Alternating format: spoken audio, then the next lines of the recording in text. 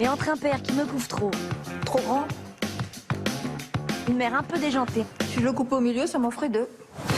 et un frère célèbre, c'est pas facile de trouver sa place. Parfois, je me dis que t'as de la chance d'être personne.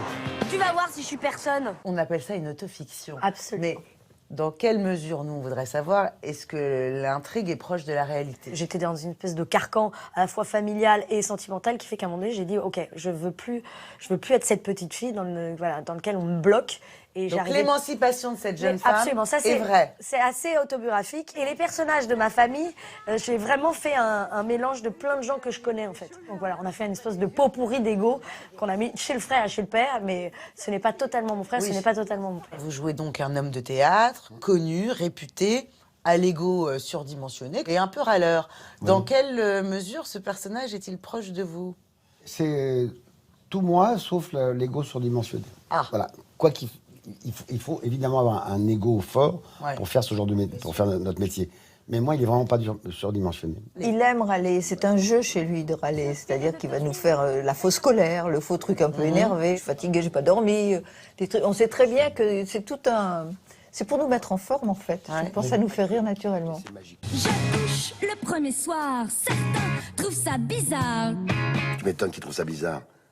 Moi, je trouve ça carrément choquant. Mon corps vit, mon âme se lasse alors. Les mal passés dans mon lit. Ils s'entassent. Donc là, c'est quoi? C'est une partouze? Vous pensez que les enfants de parents célèbres ou exposés, ça les travaille, ils ont un besoin, eux aussi, d'exister à travers le regard des autres? J'ai une anecdote formidable. Vous me la couperez, mais c'est très drôle. Mon fils a joué dans Camille Claudel. Oui. Et je connaissais un petit peu Isabelle Adjani. Martin lui demande si elle est connue. Et alors elle dit, oui, un peu. Mais t'es connu comme papa? Alors elle fait, oui, à peu près comme ton père. Très gentiment, elle dit ça. Ouais.